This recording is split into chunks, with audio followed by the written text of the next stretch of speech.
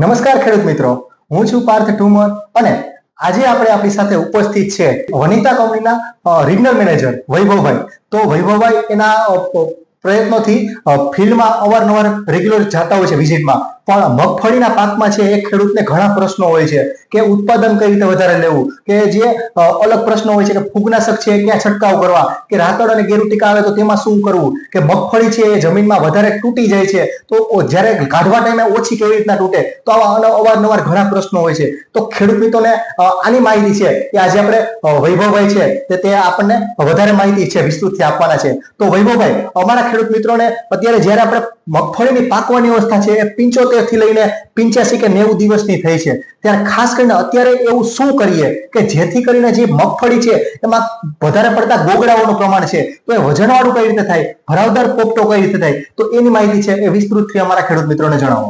નમસ્કાર ખેડૂત મિત્રો, ખાસ તો આપણા વિસ્તારની અંદર મગફળીનું ખૂબ એવું વાવેતર સારું એવું થઈ ગયેલું છે અને તમારા જેવા પ્રશ્ન છે એવા ઘણા બધા ખેડૂતોનો પ્રશ્ન હોય છે કે ભાઈ મગફળીની અંદર ગોગડીનું પ્રમાણ છે, ભરાવદાર નથી થતી કે તૂટવાનો પ્રશ્ન છે. તો આ એક સામાન્ય પ્રશ્ન છે અને બધા ખેડૂતોનો પ્રશ્ન છે.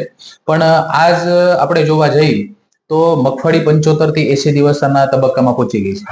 હવે એ સમયમાં મગફળીને ખાસ કરીને ફોસ્ફરસ અને પોટાશની વધુ પ્રમાણની અંદર જરૂરિયાત હોય છે. તો ફોસ્ફરસ અને પોટાશ એને તમે સ્પ્રે મારફથી પણ આપી શકો, છંટકાવ દ્વારા પણ આપી શકો છો અને તમે જમીનની અંદર પણ એને આપી શકો છો. તો છંટકાવની અંદર 04550 એક નવું ટેકનોલોજી વાળું ફર્ટિલાઇઝર છે કે જે 100% વોટર સોલ્યુબલ છે, કે જેની અંદર 45% ફોસ્ફરસ છે અને 50% પોટાશ છે. અને જે તમે કોઈ પણ દવા સાથે મિશ્રણ કરી અને એને પંપ દ્વારા સ્પ્રે કરશો તો પાકને ફોસ્ફરસ અને પોટાશની અવેલેબિલિટી સહજ રીતે ઉપલબ્ધ થતી હોય છે.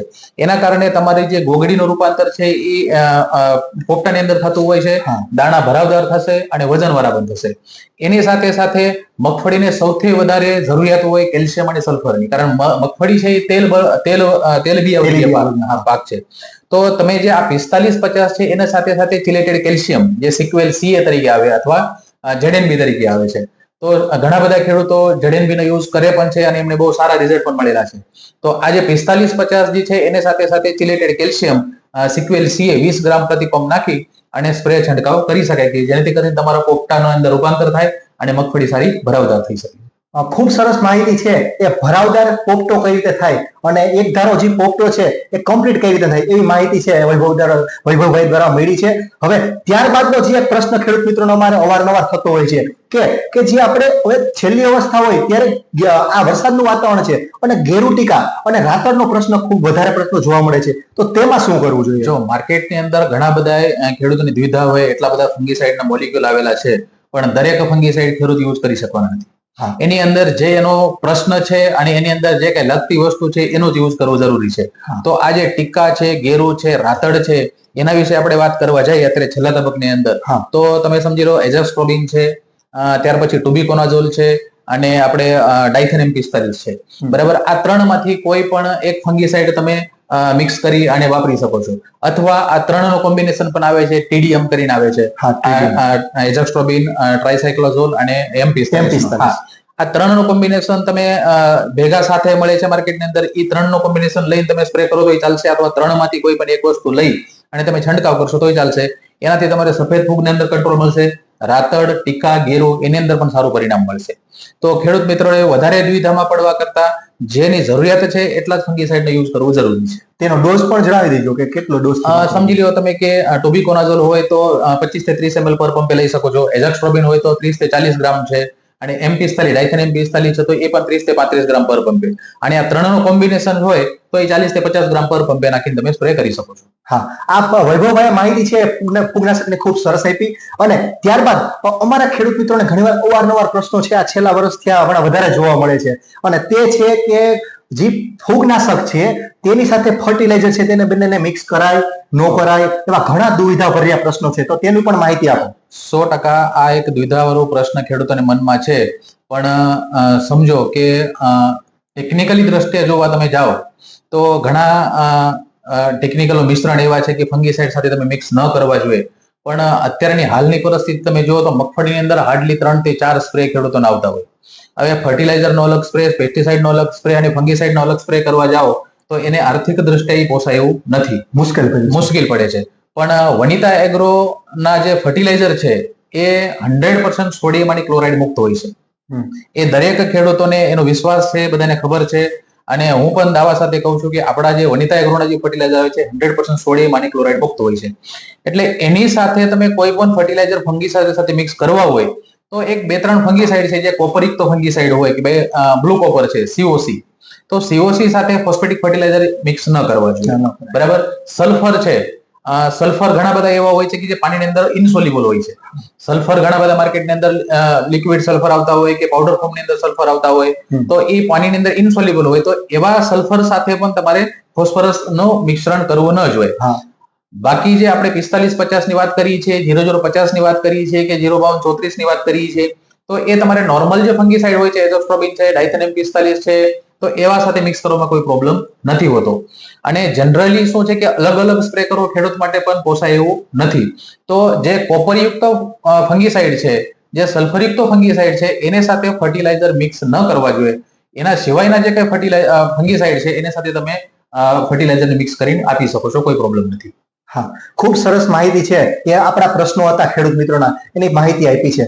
અને છેલ્લો પ્રશ્ન એવો છે અમારા ખેડૂત મિત્રોને કે જ્યારે પણ હવે મગફળી ઉપાડવાની અવસ્થા હોય અને ત્યારે સૌથી વધારે ખેડૂતને કોઈ બીક હોય ને તો માલ પણ તૈયાર થઈ ગયો હોય, વજનવાળો પોપટો પણ થઈ ગયો હોય, પણ એ જે પોપટા છે ને એની સંખ્યા 20-30% જમીનમાં ને જમીનમાં પડી રહી છે. અને ખેડૂત છે એ જે વીણવાનું હોય એ મજૂરી વધી જાય છે, પાછળનું વાવેતર છે તેમાં વધારે સમય લાગી જાય છે. તો તેના માટે શું કરવું કે જેથી કરીને ઓછામાં ઓછા પોપટા તૂટે? જો મગફળીની અંદર મેં સૌપ્રથમ વાત કરેલી છે કે મગફળીની અંદર સૌથી વધારે કેલ્શિયમ અને સલ્ફરની જરૂરિયાત હોય છે. સૌથી વધારે જરૂરિયાત કેલ્શિયમ અને સલ્ફરની હોય છે.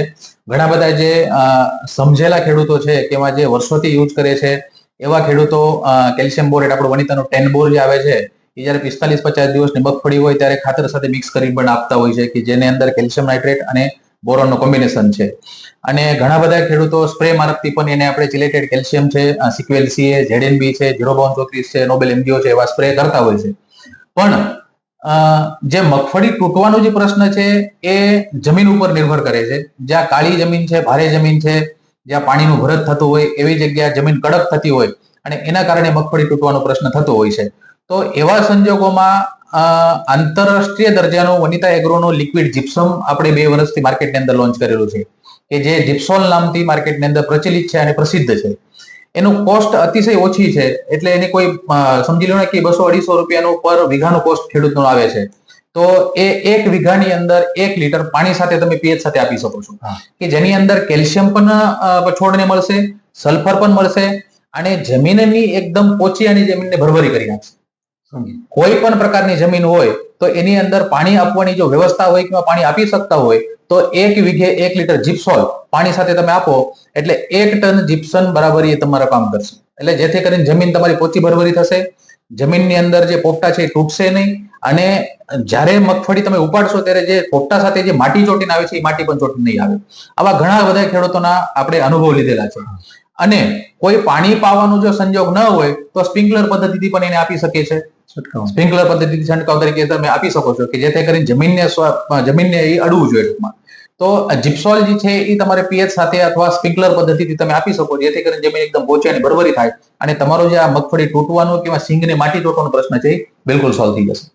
ખૂબ સરસ માહિતી છે કે વૈભવભાઈ દ્વારા અલગ અલગ આપણા જે પ્રશ્નો હતો તેની માહિતી ખૂબ સરસ આપી છે. તો ખેડૂત મિત્રો, જે આ વૈજ્ઞાનિક પદ્ધતિ છે તેના આપણે ખેતીમાં ઉપયોગ કરશું તો કંઈક ને કંઈક અંશે આપણને છે સારામાં સારું ઉત્પાદન મળશે.